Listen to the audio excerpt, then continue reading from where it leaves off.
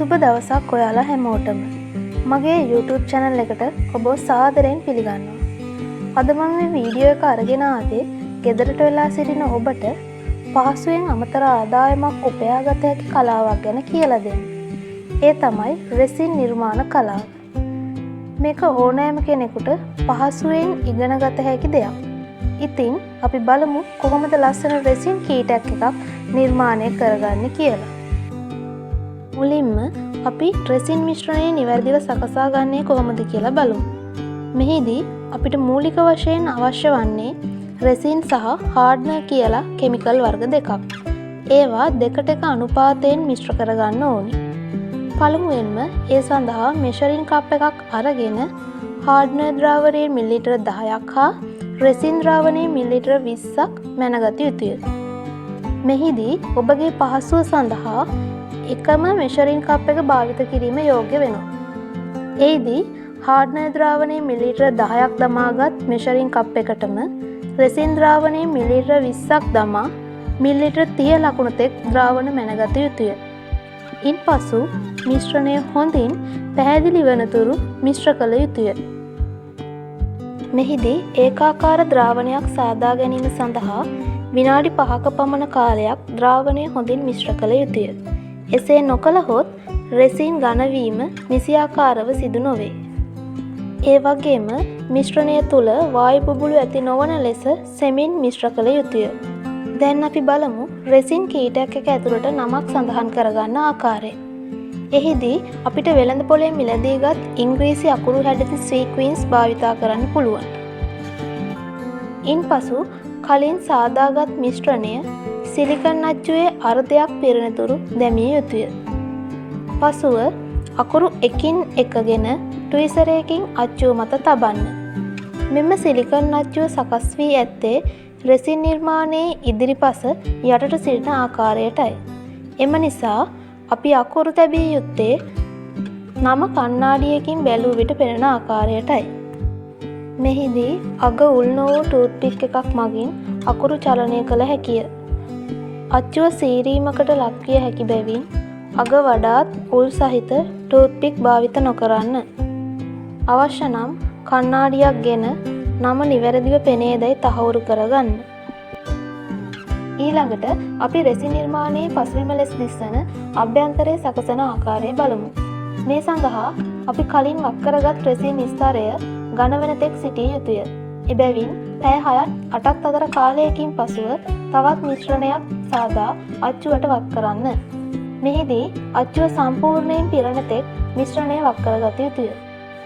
ඒ වගේම මෙම නිර්මාණයේ පසුතලයේ වර්ණ ගැන්වීම සඳහා ඇල්කොහොල් තීන්ත භාවිත කරයි. මෙහිදී ඇල්කොහොල් තීන්ත ගිනි ගැනීමට හැකි බැවින් වායු බුබුළු ඉවත් කිරීමට ලයිටරයක් භාවිත නොකළ යුතුය. දාරාසර රැඳී ඇති වායු බුබුළු මධ්‍යයට ගෙන ඒම සඳහා ටූත්පික් එකක් යොදා ගන්න. එවිට ඇල්කොහොල් තීන්ත මගින් මතු පිටට පැමිණි වායු බුබුළු ඉවත් කර දෙයි. මේ සඳහා ඇල්කොහොල් තීන්ත බෝතල් හොඳින් සොලවා සූදානම් කරගන්න. මෙම වීඩියෝයේ පෙනෙන ආකාරයට වායු බුබුළු මධ්‍යයට පැමිණ ඇති විට ඇල්කොහොල් තීන්ත බිඳුව බැගින් එක් කරන්න.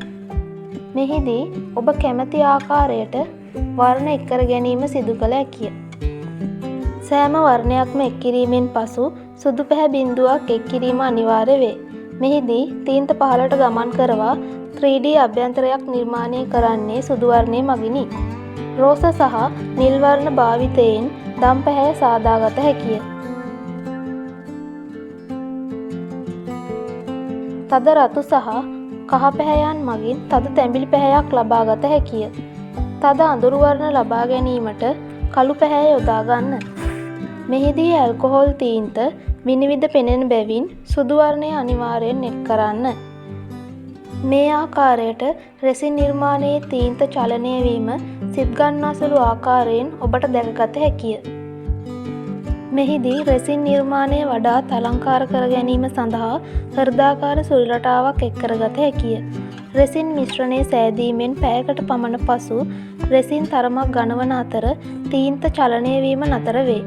එවිට ඔබ කැමති ඕනෑම හැඩයකට සුලියක් ඇඳගත හැකිය.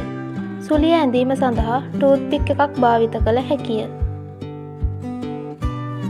දැන් ඔබගේ නිර්මාණය කෘමිසතුන්ගෙන් හා දූවිලි වලින් ආරක්ෂා කර ගැනීම සඳහා පැය 12ත් 36ත් අතර පමණ කාලයක් ආරක්ෂිතව වසා තබන්න. ඉන්පසු එම රෙසින් නිර්මාණය අච්චුවෙන් ඉවතට ගත හැකිය. මේ ඔබට දිස්වන්නේ එසේ සාදාගත් විවිධ රෙසින් නිර්මාණයන්ය. මෙහිදී රෙසින් නිර්මාණය අලංකාර කර ගැනීම සඳහා ඔබට එහි අභ්‍යන්තරයට සීක්වින්ස්, පබලු, සිප්පි කටු, වේලාගත් ස්වාභාවික මල් සහ කොළ, දිලිසෙන කුඩු යනාදී ද්‍රව්‍යයන් භාවිතා කර නිර්මාණ සකස් කරගත හැකිය. අවශ්‍ය නම් නිර්මාණයේ අභ්‍යන්තරයට ඡායාරූපද එක් කරගත හැකිය. දැන් අපි බලමු රෙසින් කීටක් නිර්මාණයේ අයිපින් සවි කරන ආකාරය. එහිදී හෑන්ඩ් ඩ්‍රිල් එකක් ගෙන එහි කුඩාම ඩ්‍රිල් කටුව භාවිතයෙන් අයිපින් සවි කිරීම සඳහා සිදුරක් සාදා ගන්න. මෙහිදී සිදුරක් සැකසිය යුත්තේ රෙසින් ඝනකමට ඇති ස්ථානයකිනි. ඩ්‍රිල් කටුව කැරකැවීමේදී විශාල පීඩනයක් යෙදීමෙන් වළකින්න. නැතහොත් එමගින් ඩ්‍රිල් කරන තැන රෙසින් ඉරිතැලීමකට ලක්විය හැකිය. ඉන්පසු කුඩා අයිපින් ටිකක් ගන්න. පසුව කුඩා අඬුවක් භාවිතයෙන් පෙර සිදුරු කළ ස්ථානයෙන් අයිපින් සවි කර ගන්න. වඩාත් හොඳින් අයිපින් සවිවීමට රෙසින් ටිකක් ගා සවි කර ගන්න. මෙහිදී රෙසින් වෙනුවට හොඳින් ඇලවෙන ගම් වර්ගයක් වුවද අපිට භාවිත කළ හැකිය. සාමාන්‍යයෙන් කස්ටමර් කෙනෙක් රෙසින් නිර්මාණයක් මිලදී ගන්නේ තමාගේ හිතවතෙකුට සිහිවටනයක් හෝ තෑග්ගක් වශයෙන් ලබා දීමට. ඒ නිසා කස්ටමර්ගේ කැමැත්ත පරිදි අපිට මෙම රෙසින් කීටක් එකට කුඩා පණිවිඩයක් එක් කරගත හැකිය. මෙම වීඩියෝව තුළ ඔබට දැකගත හැක්කේ බර්ත්ඩේ ගිෆ්ට් එකකට අදාළව සකසන ලද රෙසින් කීටක් එකකි. මෙවැනි වූ රෙසින් නිර්මාණයන් නිවසේ සිට සකසා ඔබට කුඩා ව්‍යාපාරයක් ආරම්භ කර ගැනීමට හැකියාව පවතී. දැන් ඔබට මෙම රෙසින් නිර්මාණය සඳහා කීටක් චේන් එක සහ රින් එක සම්බන්ධ කර ගැනීමෙන් එය සම්පූර්ණව නිම කරගත හැකිය.